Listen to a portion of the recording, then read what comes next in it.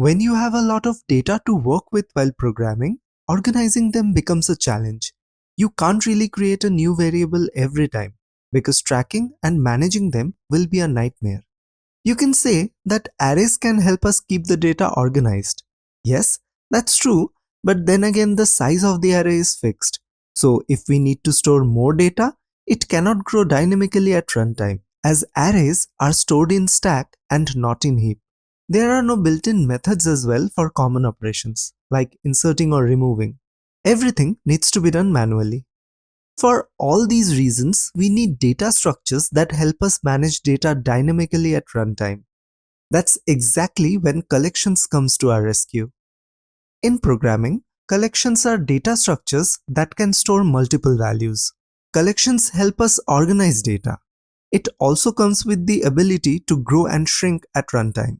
Since these are dynamic, the size is not fixed. Hence, it stores the data in heap and not in stack, making it ideal for implementing real-world algorithms. Rust gives us different collections for different use cases, not just follows the one-size-fits-all rule. Broadly, Rust collections fall into these categories. First, we have sequences or ordered lists. Here we have vector, VecDeque, and linked list. Second, we have maps or simply the key value stores.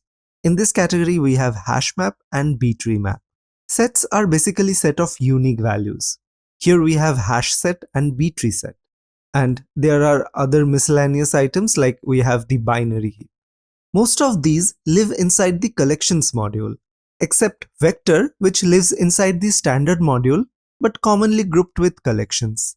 I know there are a lot to go through, so I'll break it down into parts, so this will be the first video on collections. Let's start with the basic ones. First, we have the vector. It is the most commonly used collection. Vector stores value in order and always in contiguous memory. To create a new vector, we are first creating a variable numbers and assigning a new vector by using the vector ::i32 : new. I32 is the data type of the values this vector would store. To add a new value to the vector, we can use the push method. Adding new value means this vector is going to be mutated, so we'll make this variable mutable. Then we can write numbers.push10. Let's add two more values, 20 and 30. Now after running, we can see the vector with all three values we added. We understood that vector grows in size dynamically as we push more values to it. But how does the allocation of memory happens inside after each operation? Let's debug and try to understand. I have modified the code to see the behavior. This main function is same as before except this print function that I'm calling after each of these operations. While calling this function, we are sending two parameters. First is a string literal, which says what operation is performed, and second is the reference of the vector variable. Why reference? We don't want to transfer the ownership, we just want it to be borrowed for viewing purpose only.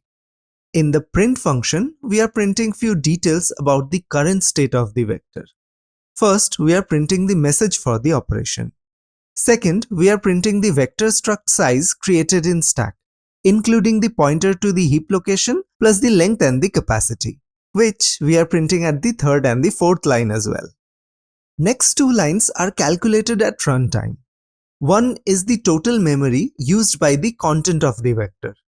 So if there are two elements present in the vector, the length will be 2 multiplied by the size of the data type. In our case, I32. Finally, we are calculating the total capacity allocated to the vector. So here, instead of multiplying length with the size of the data type, we are multiplying the capacity. It starts growing after the first element and doubles each time when the capacity is reached. Let's understand by running the program.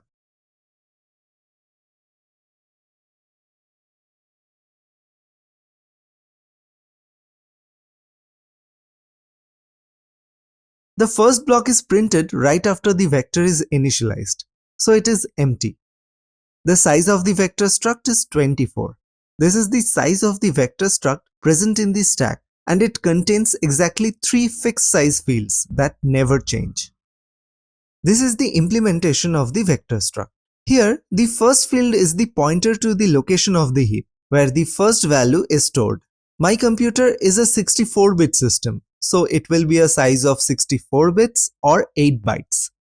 Second field stores the length, or simply the number of values currently stored by the vector. The data type is usize, so this will also be of size 8 bytes. The last field is the capacity allocated to the vector. Initially, when the vector is empty, the capacity remains 0, means no memory in the heap is allocated yet. The moment a value is pushed into the vector, the heap memory is allocated to store the value, and this capacity increases. It doubles every time the length exceeds the capacity, to make the capacity always greater than equal to length, with headroom for efficient growth without constant reallocations. Because as it grows, if Rust compiler couldn't find a contiguous memory location in heap, it has to deallocate existing location and reallocate to a new location where all the values can be stored contiguously. So when the vector is empty, the length is 0. Capacity is also 0, since there are no values in the vector yet, so no memory is used as well. Once the value 10 is pushed, you can see the struct size remains constant, but the length becomes 1. The capacity allocated to this vector is now 4, so 3 more values can be stored before the capacity doubles to become 8. Since we have only a single i32 value stored yet, the memory used is 4 bytes, and the capacity for 4 values is 16 bytes. As we push more values, you can see the length increases along with the memory used in the heap, until we push the 5th value. The length and the memory increased as usual, but this time the capacity also doubles from 4 to 8 values, and allocated memory from 16 bytes to 32 bytes. It may or may not relocate to a new location in the heap depending on availability of the contiguous location. We can verify that by printing the raw memory address. To do that, we just print the memory address using the asptr method. This is to print for the pointer format. Now if we run, we get the address printed as well.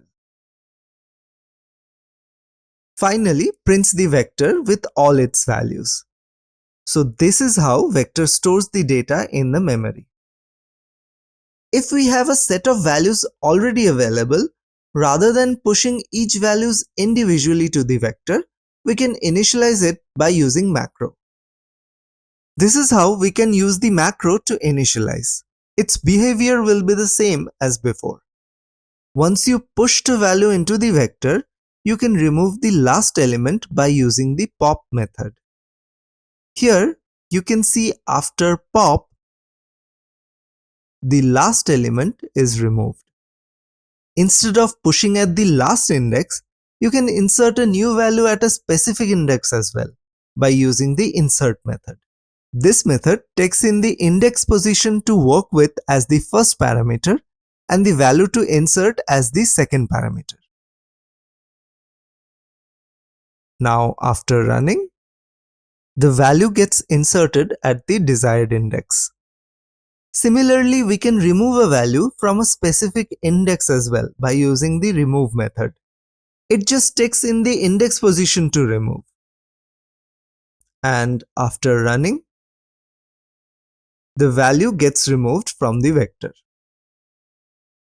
If we want to access a specific element in the vector, we can get it by the index of the element inside the square brackets. Here we are accessing the first element by using the 0 index. However, this method is unsafe because the index may not be available or out of bound. In such a case, a safer option is to use the get method. This returns an option so we can get the data by unwrapping it. Here we have the first element, so the index is correct. If I choose an index out of bound and then run, the program panics as expected. Len method can be used to get the length of the vector. There are many other methods available for vector. I can't really go through all of them here in this video. You can try out as much as you like. If you face any trouble understanding them, let me know that down in the comments. I'll try to make a short video on it to explain. Next we have the VecDeque. It is basically Rust's version of double-ended queue. The syntax to declare VecDeque is same as it was in Vector. Both vector and VecDeque can also be declared with the type annotation for the variable as well, like this. Since this is double-ended, you can push and pop values from both ends. That's why here we have 4 specific methods for these operations. First is push front method. Here the value is pushed from the front side of the queue. Running the program will give us the queue with the value. Now, since the queue was empty, we couldn't be sure whether it really pushed from the front or back. If we push another value in front, it should appear before this existing value. Let's push 2 and run. Now you can see 2 is placed in front of 1. So it really pushed the value from the front. To push a value at the back side of the queue, we use the pushback method. This will push 3 at the end of the queue. You can now see 3 is appearing at the end. To pop values from the back, we can use the pop back method. This will remove the last value from the queue. You can see 3 is now removed. Similarly, to remove the first value, we use the pop front method. So now 2 is also removed from the front. These are the main operations in a VecDeque. Most of the methods in Vector are also available in VecDeque as well. However, some of the methods are not available here, like insert, remove, resize, as slice. The last important collection of the sequences category is the linked list. You can imagine it to be a chain of nodes, where each node contains the value, link to the previous node, and link to the next node. Usually, linked lists consist of only the next node, but since this one contains both previous and next node, it also called a doubly linked list. Syntactically, it follows the same pattern like Vector and VecDeque. And since this also operates on both ends, all 4 methods of the VecDeque are also available here. Other useful methods are append, back, front, back mute, front mute, contains, extractive, split off, and many others. Inserting an element in the middle of the linked list is very fast, and at constant time, we go of 1. But overall, it is slower than Vector, so it delivers worse cache performance over Vector. Also, since it contains details of the previous and the next nodes for linking, the memory overhead is also very high. So unless you specifically need constant time insertion in the middle or does not have any contiguous space to store data, then avoid using linked list. So that's all about ordered list collections. We have learned Vector, VecDeque, and linked list, along with their useful methods. This video has already become very long, so I won't cover anything else in this one. We'll continue key value stores in the next video. If you are already subscribed, you will be notified once that one is out. So subscribe. See you in the next one.